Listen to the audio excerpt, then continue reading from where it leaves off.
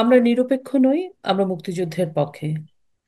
শুধু দর্শক শ্রোতা, আজকে অনুষ্ঠান শুরু করার আগে আমি এই বিজয়ের মাসে আমাদের সকল শহীদ বুদ্ধিজীবী, সকল শহীদ মুক্তিযোদ্ধা এবং 2.5 লক্ষ মা বোনের ইজ্জত সম্ভ্রম, যাদের বিনিময়ে অর্জিত স্বাধীনতা এবং যেসব মুক্তিযোদ্ধা চলে গেছেন আছেন, সবাইকে কৃতজ্ঞতা ভরে এবং শ্রদ্ধা ভরে স্মরণ করে আমাদের আজকের এই অনুষ্ঠান শুরু করছি। এক সাগরে রক্তের বিনিময়ে বাংলার স্বাধীনতা আনলো যারা, আমরা তোমাদের ভুলব না। দৃষ্টিকোণ একাত্তরকে পক্ষ থেকে আপনাদের সবাইকে স্বাগত জানাই।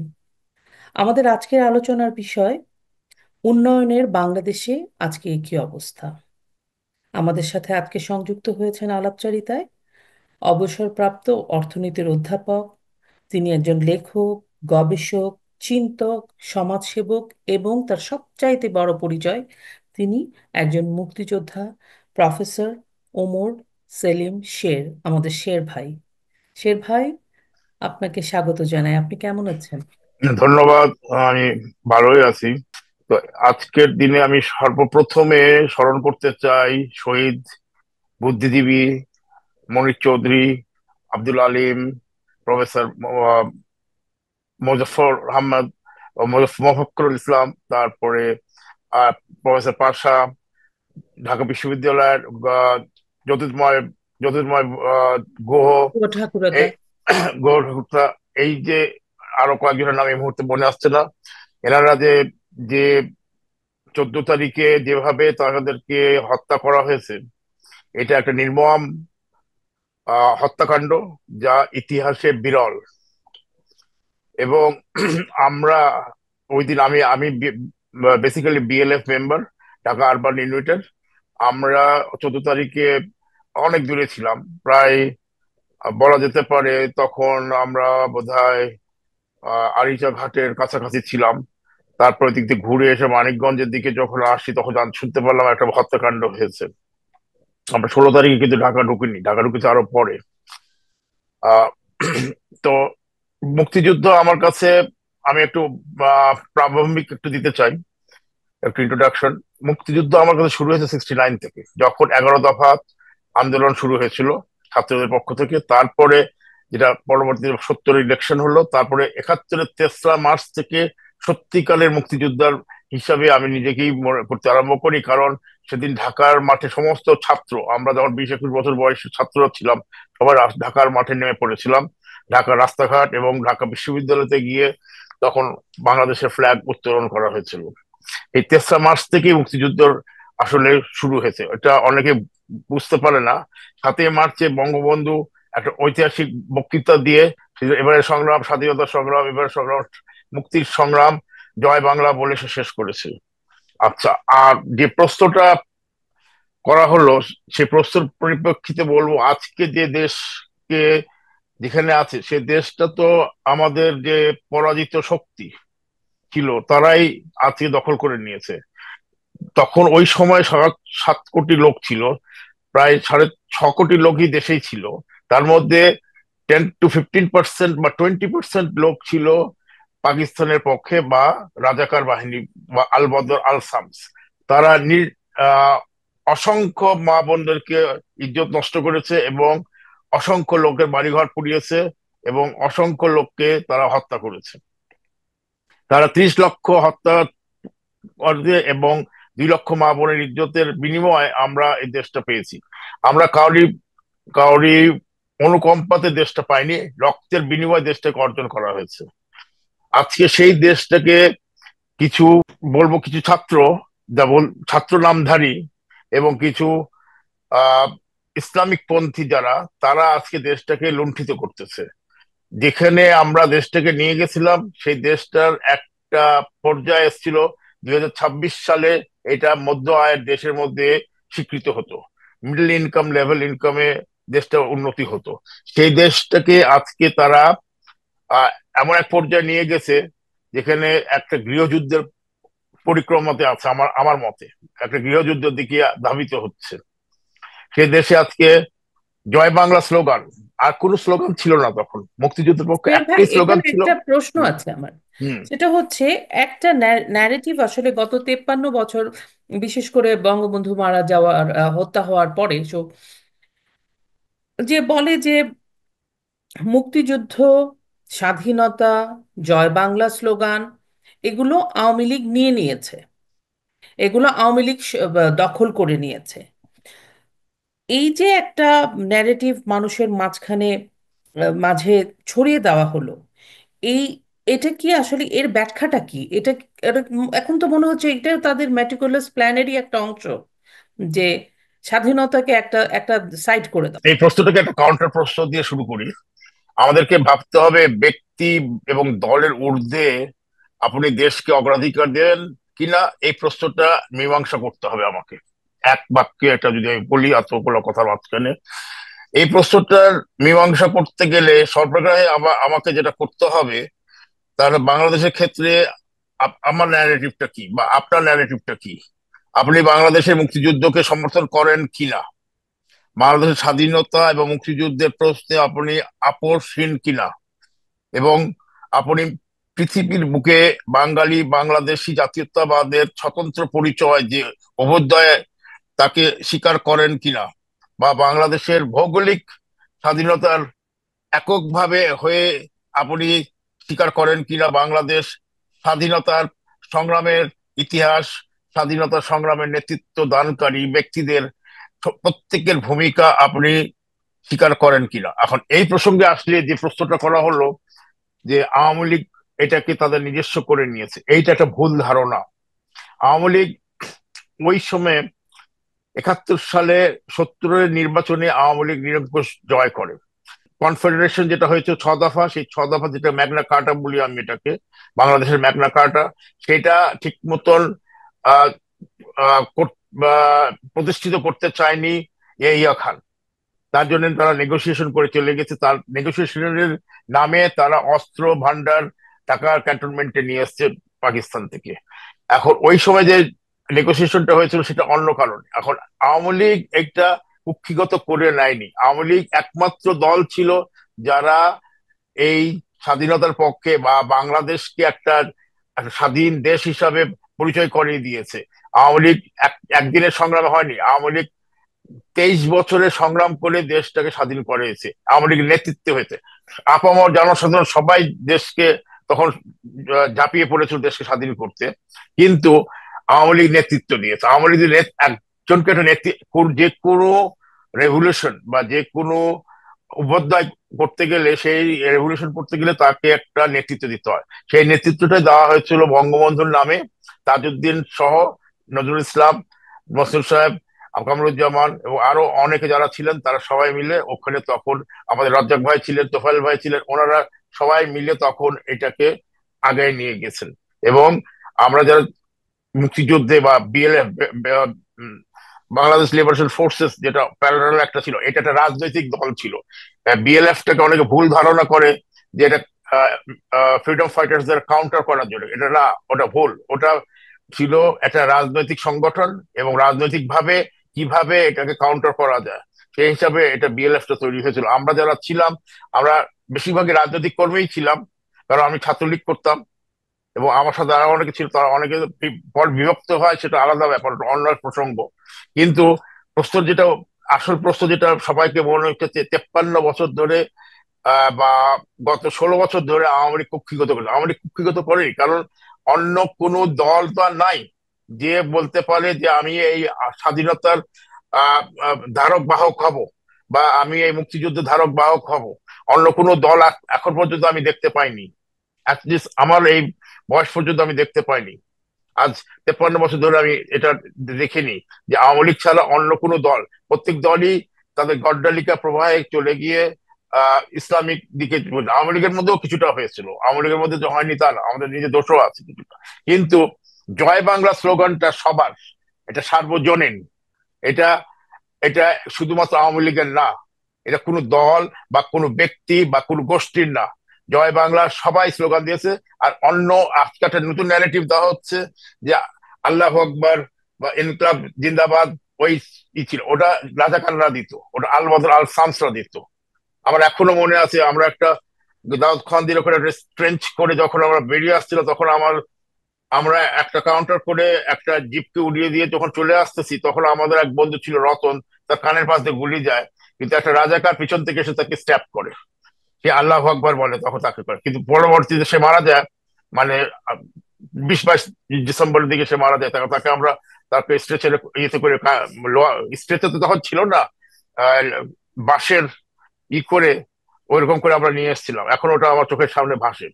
তো আল্লাহ আকবর যে আজকের যে ন্যারেটিভটা দেওয়া হচ্ছে, যে মুক্তিযুদ্ধের সময় অন্য একটা স্লোগান ছিল, এটা সম্পূর্ণ একটা ভুল, মিথ্যা, এবং একটা এটা মিথ্যাচারণ করা হচ্ছে। আমি বলবো এটাকে কোনো রকম ভাবে এটাকে অ্যাকসেপ্টেড করা যেতে পারে না। তখন একটাই স্লোগান ছিল, তা হচ্ছে জয় বাংলা। এবং এই জয় বাংলা স্লোগানটা একদিনে তৈরি হয়নি। এই জয় বাংলা স্লোগান প্রথমে হয়েছিল, আফতাবউদ্দিন আহমদ নামে একজন ছিলেন, পরে উনি জাসদ করতেন। উনি ছাত্র ইউনিয়নের ছিলেন আসলে, পরে ভুল বললাম।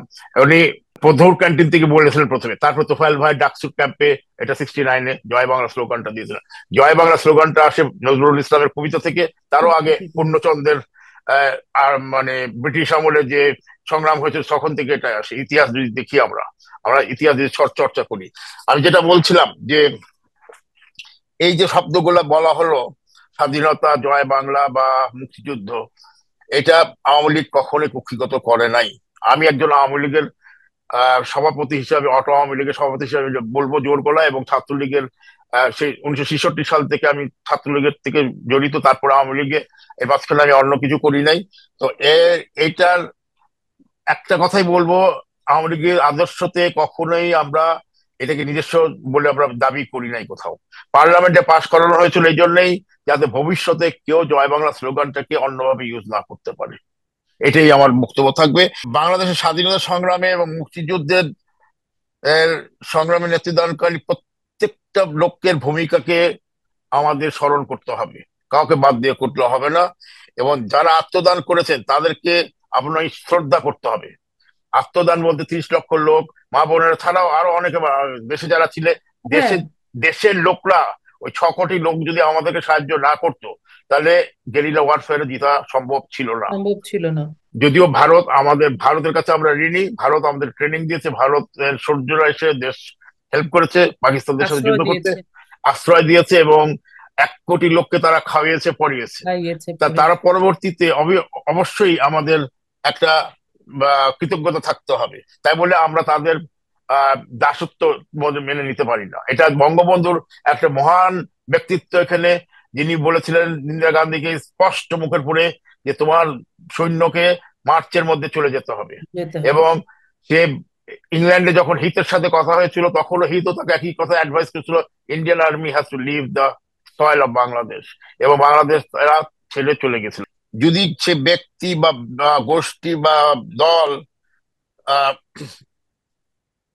যে পাকিস্তানি হানাদার বাহিনীদেরকে যদি ঘৃণা না করে, এবং যারা রাজাকার আল সালামকে ঘৃণা না করে সর্বোপরি, তাহলে তারা মুক্তিযুদ্ধকে ধারণ করতে পারবে না। সর্বোপরি 52, 69, 52, 66, 69 এবং 71 বাংলাদেশের মুক্তি সংগ্রামের যে ধারাবাহিকতা, নিয়মতান্ত্রিক আন্দোলনের যে ইতিহাস, তাকে আপনি মনে প্রাণে ধারণ করতে হবে। এবং সেটা করেন কিনা সে প্রশ্ন আপনি নিজেকে নিজেকে করতে হবে। যদি না করতে পারেন আজকে, তাহলে আপনি এটা সত্যিকারের আপনি মুক্তিযুদ্ধের পক্ষের লোক না। এবং আমি একটা কথা বলবো, প্রতিটি ঘরে আমাদের ছেলে মেয়েদেরকে শিক্ষা দিতে হবে, যাতে মুক্তিযুদ্ধের আসল আদর্শ কি, মুক্তিযুদ্ধ কেন হয়েছিল, কিসের জন্য হয়েছিল। আমরা অর্থনৈতিক বৈষম্যের শিকার হয়েছিলাম তখন, আমরা আহ রাজনৈতিক বৈষম্যের শিকার হয়েছিলাম তখন, আমরা তখন চাকরিতে বৈষম্যের শিকার হয়েছিলাম তখন। এই জন্যই পাকিস্তান থেকে বের হয়ে এসে আমরা মুক্তিযুদ্ধ করতে বাধ্য হয়েছি, কারণ এইসব বৈষম্য গুলো ছিল। এখনকার যে বৈষম্য গুলো সেটা কিছুই না, সে তুলনায় যে বৈষম্য আমরা দেখেছি, তখনকার নাম করা করা প্রফেসর রহমান সোবান, প্রফেসর নুরুল ইসলাম, এনারা দেখিয়ে দিয়েছিলেন কিভাবে আমরা আমরা কিভাবে বঞ্চিত হয়েছি। আমাদের টাকা দিয়ে ইসলামাবাদ তৈরি হয়েছে, আমাদের টাকা দিয়ে রাওয়ালপিন্ডি তৈরি হয়েছে, আমাদের টাকা দিয়ে লাহোরের বড় বড় বিল্ডিং তৈরি হয়েছে, করাচিতে তৈরি হয়েছে, ত্রিপুরা। মেন ই ছিল পাকিস্তান আমলে, যেটা 66 আমলে শেষ, তখন ছিল আমাদের জুট, পাট, সোনালী সোনালী আঁশ। আঁশ। এই সোনালী আঁশের থেকে আমরা ম্যাক্সিমাম রেভিনিউ পেতাম। সেই রেভিনিউতেই আমাদের ওই চলতো। তখন তার পার্সেন্টেজ আমাদের খরচা কত হতো? অল্প, খুবই অল্প সংখ্যক, খুব বেশি হলে 10%। আর 90% হতো পশ্চিম পাকিস্তানে তখন, আজকে যে বর্তমান পাকিস্তান। সেই জন্যই সেই বৈষম্য থেকে তাই বলবো আমি, মুক্তিযুদ্ধের আওয়ামী লীগ এই যে 1948 সাল থেকে যে সংগ্রামটা করেছিল, ভাষা আন্দোলন, 21, 52, এই যে একটা একটা করে স্টেপ বাই স্টেপ এসেছিল, 56-এর যে ক্যাবিনেট, এইসব যে সেই জন্য আওয়ামী লীগ এটা করেছে। কিন্তু এইটা বুঝতে হবে, আওয়ামী লীগ কুক্ষিগত করে নেয়নি, আওয়ামী লীগ এটাকে ধারণ করে রেখেছে যাতে ভবিষ্যতে সবাই নিতে পারে এটাকে। ধন্যবাদ। ধন্যবাদ শের ভাই। আম, আপনি তো একজন মুক্তিযোদ্ধা। বিগত 50 বছরে আপনারা যারা মুক্তিযোদ্ধা আছেন, আপনারা কি আসলে প্রকৃতভাবে মুক্তিযোদ্ধারা মূল্যায়িত হয়েছেন? যদি হয়ে থাকেন, যেমন আমরা যতদূর জানি যে আহ, মানে ইতিহাস আপনার পড়াশোনা করলেই জানা যায় যে বঙ্গবন্ধু কিন্তু মুক্তিযোদ্ধাদেরকে স্বাবলম্বী করার জন্য, মুক্তিযোদ্ধাদের জন্য অনেক কিছু, অনেক প্রপার্টি, অনেক কিছু অ্যালট করেছিলেন মুক্তিযোদ্ধাদের জন্য, যেন মুক্তিযোদ্ধারা কাজ করতে পারে ওখানে, ওখান থেকে মুক্তিযোদ্ধাদের একটা আয় হয়। কিন্তু তারপরেও বঙ্গবন্ধু খুব তাড়াতাড়ি বঙ্গবন্ধুকে ওরা মেরে ফেললো। তো এখন তারপরে এই যে বিগত 53 বছরে আপনাদের মূল্যায়নটা কেমন হয়েছিল? আপনারা কি আসলে মূল্যায়িত হয়েছেন কিনা? কারণ আপনারাই বাংলাদেশ এনেছেন। যদি হয়ে থাকেন, কোন সরকার আপনাদেরকে আসলে মূল্যায়িত করেছিল সবচাইতে? আপনারা মনে করেন না আপনারা যথাযোগ্য, আপনারা তো সম্মানটাই চান, সেই সম্মান কৃতজ্ঞতাটা আমরা কাদের সময় আপনারা মনে হচ্ছেন না আমরা মুক্তিযোদ্ধা, আমরা গর্বিত আসলে মুক্তিযোদ্ধা, আমরা সম্মানিত? সম্মানের প্রশ্ন নয় এখানে, প্রশ্নটা হচ্ছে সম্মান তো সবাই দিচ্ছে, এটা একটা প্রশ্নটা না। প্রশ্নটা হচ্ছে মুক্তিযুদ্ধটাকে প্রশ্নবিদ্ধ করা হয়েছে 1975 সালে, জি। যখন বঙ্গবন্ধুকে খুন করা হলো সপরিবারে, হুম হুম। একমাত্র রেহানা এবং হাসিনা পাকে বাদ দিয়ে। তারা যেহেতু বিদেশে ছিল সেজন্য তারা বেঁচে গেছিলেন। কিন্তু তার পরবর্তীতেই এটাকে, মুক্তিযুদ্ধকে প্রশ্নবিদ্ধ করা হয়েছে, কারণ 20% যারা ছিল যে ওই দেশে, যারা চায়নি যে আমরা বাংলাদেশ তৈরি করি বা বাংলাদেশ দেশ নামে একটা দেশ হোক, তারা সব সময় রিয়াকশনারি গ্রুপ ছিল এবং র্যাডিকালাইজ ছিল। রাডিকাল। তারা তারা চেয়েছে মুক্তিযোদ্ধাদেরকে বিভক্ত করতে। তো তাতে কি হলো, কিছু মুক্তিযোদ্ধা চলে গেল অন্যদিকে, তারাই যারা জয় বাংলা স্লোগান দিতেছে তারাই তখন জিন্দাবাদ স্লোগান দিতেছে। আর কিছু মুক্তিযোদ্ধা থেকে গেল অন্যদিকে, যেটা বলা হয় আওয়ামী লীগের দিকে। তখন দেশটা দুভাবে বিভক্ত হয়ে গেল। ওই যে জিয়াউর রহমান দখল করলো, এবং সেও একজন ক্রীড়ক, আমার রিসার্চে আছে, আমি বাইর করেছিলাম যে সেও একজন ক্রীড়ক এই বঙ্গবন্ধুকে মারার ব্যাপারে, মৃত্যুর ব্যাপারে সেও একজন, তার যথেষ্ট অবদান আছে ওখানে। এটা ইতিহাসের ব্যাপার, ইতিহাস তাদেরকে নিশ্চয়ই চিহ্নিত করেছে এবং চিহ্নিত করবে। এবং এর মধ্যে অ্যান্থনি ম্যাকারানাসের ইয়ের মধ্যেও লেখা আছে যে জিয়া রহমানের রোলটা কি ছিল। এছাড়াও মুক্তিযোদ্ধাদের যে কোন সরকার দিয়েছে, আমি বলবো হাসিনা সরকার সবচেয়ে বেশি মূল্যায়িত করেছে। কারণ তাদেরকে বেশিরভাগ, কারণ বেশিরভাগ এর ভাই যারা একটা যারা বিষয়। আরবান, আমি একটু শেষ করি, যারা আরবান গেরিলা ছিল, মানে ঢাকা জি। শহরে, চিটাগাং শহরে, তাদের জন্য কিন্তু বেশি কিছু দরকার, তারা ব্যাক টু স্টাডিজ গেছে, পড়াশোনাতে ফিরে গেছে অনেকেই, অনেক আর্মিতে গেছে। ওকে, আর যারা গরিব ছিল, কৃষক বা লেবার যারা ছিলেন, তারা সত্যিকারের মূল্যায়িত হয়নি। এক কথা, সোজা কথা, কোন সরকারের সময় হয়নি। এটাকে মিস ইউজ করা হয়েছে, অনেকে করেছে মিস ইউজ। এবং অনেকে 16 ডিসেম্বর পরে দেখেছি অনেকে রাতারাতি মুক্তিযোদ্ধা হয়ে গেছে, ওটাকে আমরা 16 ডিসেম্বর হ্যাঁ, বলতাম। মানে সংখ্যা বেড়েছে মুক্তিযোদ্ধা। সংখ্যা বেড়ে গেছে, সংখ্যা তো বাড়ার কথা না, 1 লাখ থেকে 1.5 লাখ মুক্তিযোদ্ধা ছিল, এর বেশি ছিলই না। 1 লাখও ছিল, এর এবং এর বেশি তার হওয়ার মধ্যে কথা না। বেশিরভাগই ছিল কৃষক শ্রমিক। বেশিরভাগই গ্রামের কৃষক শ্রমিকরা ছিল, এবং সাধারণ জনতা ছিল। সাধারণ মানুষ। ছাত্ররা ছিল, ছাত্ররা অত ছিল না, এবং খুব অল্প সংখ্যক ছাত্ররা ছিল। আর কোন সরকার সময় এটা মূল্যায়িত প্রপারলি হয়নি, এখনো হচ্ছে না, এবং ভবিষ্যতে হবে কিনাও জানি না। এবং আহ যে গন্ডগোল থেকে আজকে দেশে এই অবস্থায় এসছে, যে মুক্তিযোদ্ধাদের ছেলে মেয়ে বা মুক্তিযোদ্ধাদের নাতি নাতনি এদেরকে নিয়ে, সেইটা একটা ইস্যু না, ওই ইস্যুটাকে ইস্যু বানিয়েছে তারা, এটা কোনো ইস্যু ছিল না। না, এটা সেটার হচ্ছে, প্রমাণ তো দেখলাম যে মুক্তিযোদ্ধাদেরকে শেখাচ্ছে, ওই এটা ছবিটা। হচ্ছে নান এটা হচ্ছে নান ইস্যু। নান ইস্যু। এটা নান ইস্যুটাকে ইস্যু করে তারা এখানে তাদের উদ্দেশ্যই ছিল হাসিনা সরকারকে টাপল ডাউন করা, এটা তাদের উদ্দেশ্য ছিল, এছাড়া অন্য কোনো কারণ ছিল না। অনেক ধন্যবাদ শের ভাই।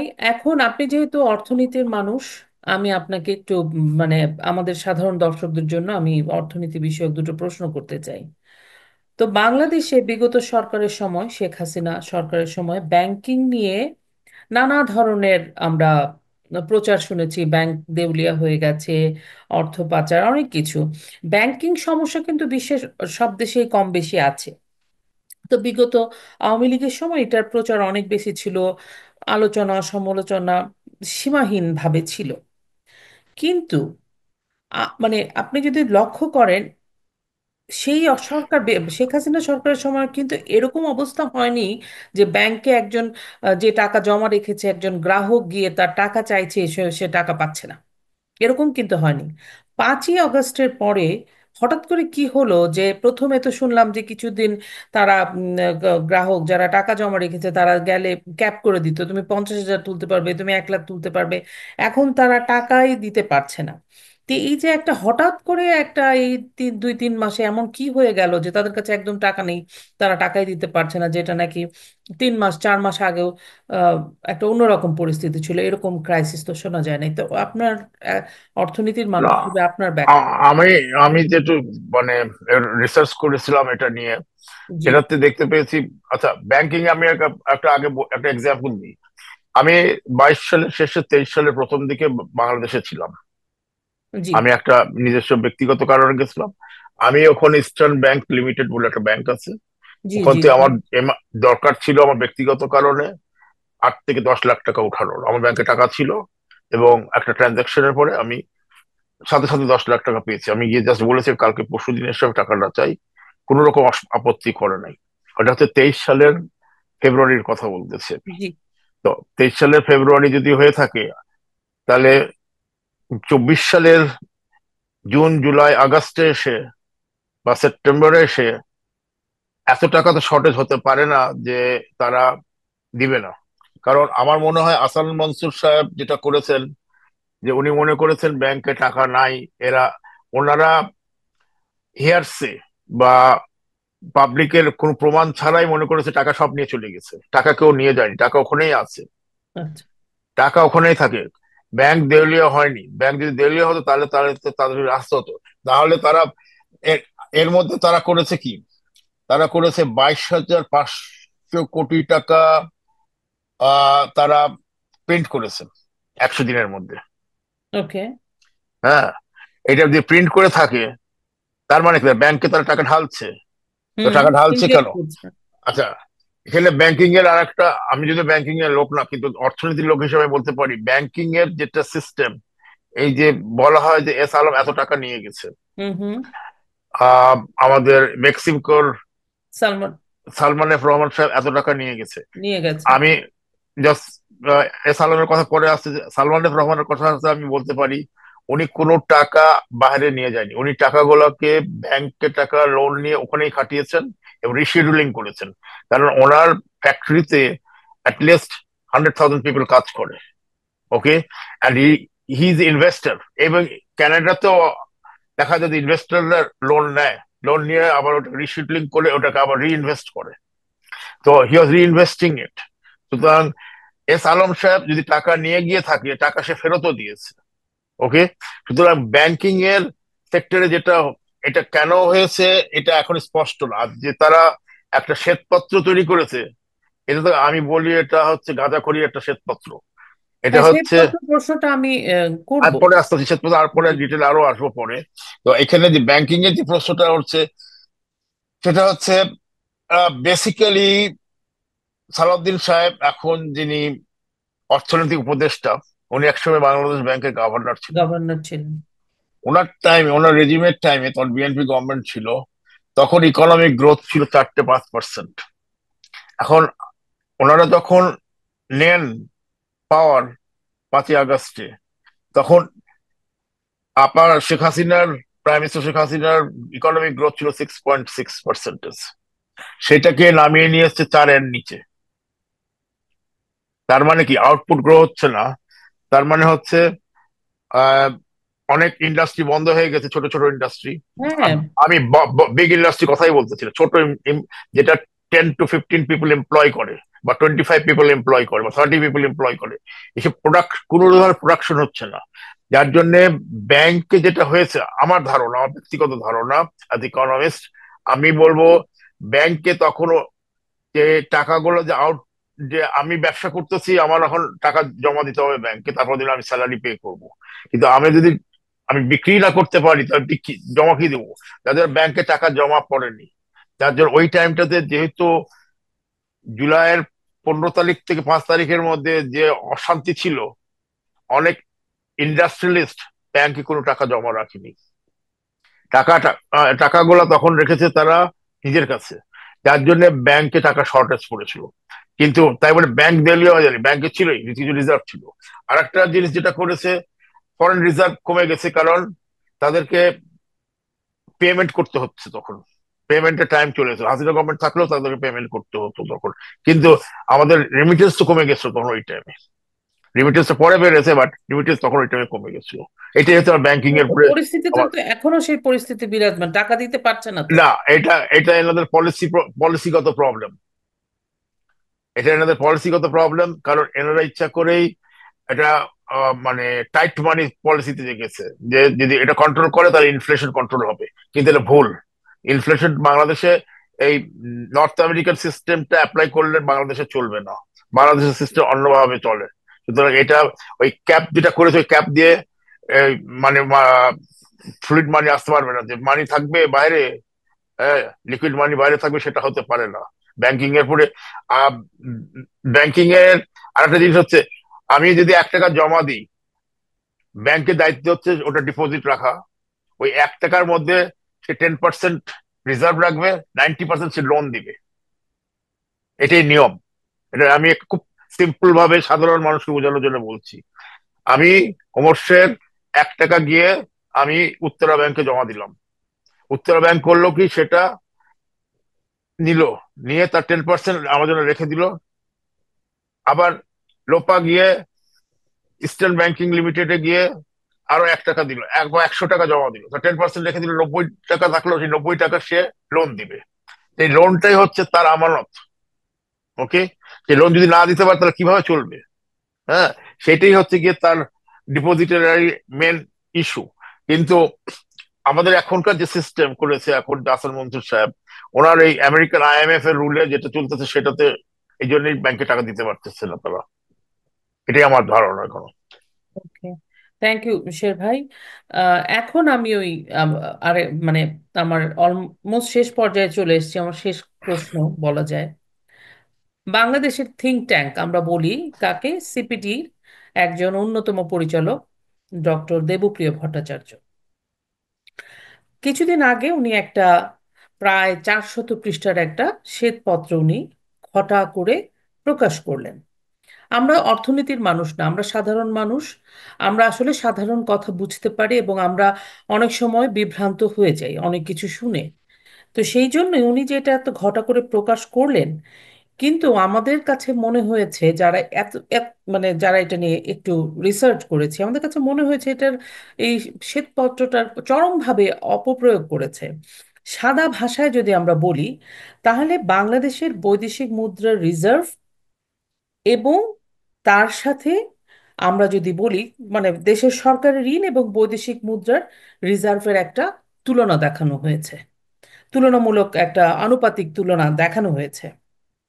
কেননা বাংলাদেশের সেই তুলনা দেখাতে গিয়ে মানে বাংলাদেশের অবস্থা দেখানো হয়েছে প্রচণ্ড নাজুক অবস্থায় আছে, যার কারণ বাংলাদেশের সরকারি ঋণ আর বিদেশির যদি আপনি বৈদেশিক মুদ্রা রিজার্ভের তুলনা দেখেন, তো অবভিয়াসলি এটা তো একটা নাজুক অবস্থা বাংলাদেশে দেখাবে।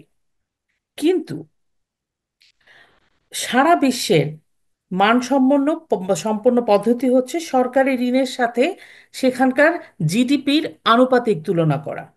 যেটা তুলনা করে নাই বলে এই যে একটা লুপ হোলসের মতো যেটা পাবলিককে একটা বোঝানোর চেষ্টা গোঁজামূল দিয়ে, সেই কারণে কিন্তু দেখানো হয়েছে যে বাংলাদেশের অর্থনৈতিক অবস্থা আসলে প্রচণ্ড বিধ্বস্ত, খারাপ। সেটাই যদি হবে তাহলে যে এত উন্নয়ন, এত কিছু হলো, এটা কিভাবে সম্ভব হলো?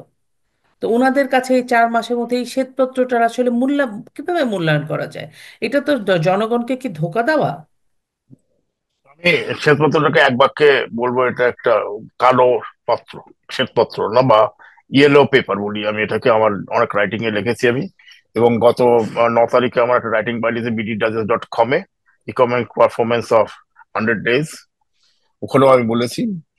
আর এই শ্বেতপত্রটার মধ্যে প্রথমে যেটা বলবো, দেবপ্রিয় বাবু যেটা করেছে, উনি মেথোডোলজিক্যাল মিস্টেক আছে, এখানে মেথোডোলজি ভুল হ্যাঁ। করেছে। এক হুম। নম্বর ফার্স্ট, কারণ হুম। এটা ওনার যে মেথোডোলজি হচ্ছে বেসিক্যালি নিউজ পেপারের কতগুলা নিউজ বাড়িয়েছিল, সেখানকার কাটিং থেকে নিউজ গুলোকে নিয়ে তারা অ্যাসেম্বল করেছে। জি। এবং হিয়ারসে, মানে আমি কি বললাম, আরেকজন কি বললো, বা মিস লোপা কি বললো, বা ডক্টর আহমেদ কি বললো, এরকম নিয়ে সে একটা সামারাইজ করেছে। কোনো মেথোডোলজিক্যাল ইম্পর্টেন্ট হয়নি। এবং বেসিক্যালি আমি বলবো যে ব্রুকিনস ইনস্টিটিউশন ইন্টারন্যাশনাল, একজন নাম করা একটা অর্গানাইজেশন, ব্রুকিন অর্গানাইজেশন। ইনস্টিটিউশন একটা রিপোর্ট করেছিল জি। 21-এ, জি। জুলাই 9, 2021-এ। তার টাইটেল ছিল Bangladesh remarkable development journey, government had an important role to play. একই রিপোর্ট তারা আবার করেছিল 23 সালে, যে government is going ahead towards the middle income stage. Stage. Okay. তো এখানে ব্রুকিস ইনস্টিটিউশনের যে বক্তব্য, সেটা খুব অবজ্ঞা করা হয়েছে এই হোয়াইট পেপারে বা কালো পেপারে, যেটা আমি বলেছি, এই দেবপ্রিয়র যে পেপারটা। হ্যাঁ, এখানে ব্রুকিস ইনস্টিটিউশনে বলেছিল government has major role to play the development of Bangladesh independence since 1971। Okay. এবং এটা মেজর রোল প্লে করেছে তখনকার। এখন খালি তার গার্মেন্ট ইন্ডাস্ট্রি না, এটা success has impressed the performance of several social indicators. The success of garment exports, remittance by migrants, widespread microfinance, and remarkable role of other non-government organizations. Okay, এটা ছাড়াও government has played an important role into the socio-economic factors, যেরকম nutritional health, health of the women's participation, women's empowerment. Okay, এবার physical infrastructure development. Okay, this has been already overlooked into the white paper totally. Okay. Doctor Sangeeta Majumdar একজন খুব সুন্দর analysis করেছে। ওর অ্যানালিসিসের মধ্যে ও একটু ইকোনমেট্রিক model এটার মধ্যে নাই কোনো। ইকোনমিক্স ইকোনমেট্রিক মডেল ভেরি ইম্পর্টেন্ট, ওরা কি মডেল ইউজ করেছে এখানে বলা হয়নি। এবং সঙ্গীতা গাজী খুব সুন্দর করে দেখিয়েছে আহ, যে যে মেথোডোলজিক্যাল যে ভুলগুলা, কনসালটেটিভ অ্যাপ্রোচ সেটাও ভুল করেছে। এবং পিয়ার রিভিউ মেকানিজম সেটাও হয়নি। এবং quantitative robustness is not there, quantitative method একেবারে অ্যাপ্লাই করা হয়নি। ওকে। এবং এই মেথডোলজি ছাড়া ম্যাক্রো ইকোনমিক যে কেসটা, macro economic health is very very poorly highlighted in this news, in this low productivity এতে, মানে পেপারে। এই পেপারটা হাইলাইট করেছে low productivity and inverse relationship between the rise of the industry and decline in agriculture, but totally opposite কথা বলেছে। ওদের উপরে এগ্রিকালচারে আমরা অনেক দূর এগিয়ে যাচ্ছিলাম। মানে ওকে। এই জন্য তো বলা হচ্ছিল যে বাংলাদেশকে শুনছিলাম একটা নিউজে, বাংলাদেশকে তখন বলা হচ্ছিল যে রাইজিং স্টার।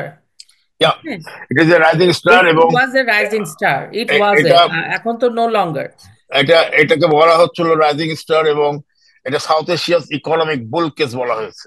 হ্যাঁ, ভুল ইট ইজ এ গেছে। বুল কেস সাউথ এশিয়ার। এবং জিডিপি 2025-এ জিডিপি উইল সারপাস 5,000 ক্যাটাগরি। এটা বেশ ফাইভ ভাই। থাউজেন্ড 516-24 ক্যাটাগরিতে চলে যেত, 5,000 এর উপরে।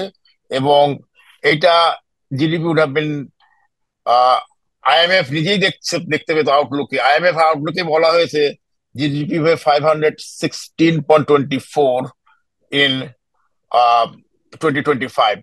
এটা অনেক দূর এগিয়ে যেত, এবং 516.24 ট্রিলিয়ন ডলার হবে ফিসকাল পলিসি। আর একটা যেটা যে মিসম্যাচ ছিল হোয়াইট হোয়াইট পেপারে, দেবপ্রিয়র, ফিসকাল ম্যানেজমেন্টটা একেবারে ইগনোর করা হয়েছে। ট্যাক্স কালেকশন এবং ট্যাক্স রেভিনিউ কালেকশন এবং ট্যাক্স ডিসবার্সমেন্ট দুটাকেই প্রপারলি ইভালুয়েট করা হয়নি। এটা আমার short synopsis of this white paper. Okay, তার মানে আপনি মানে এটা আসলে একদম মানে I negate this white paper. আমি এটা টোটালি ফেলে দিতে চাই। এটা হ্যাঁ। এটা এটা এটা কোনো ভ্যালিডিটি নাই। আচ্ছা, তা এটা এটা আপনার কাছ থেকে মানে আপনাদের মতো যারা জানেন এই অর্থনীতির বিষয়গুলা, আমরা ভবিষ্যতে আরো আরো এই বিষয় নিয়ে আলোচনা করব। I'm কারণ writing a paper on this. ওকে, কারণ এরকম একটা শ্বেতপত্র সবার সামনে ঘটা করে দেওয়া হলো।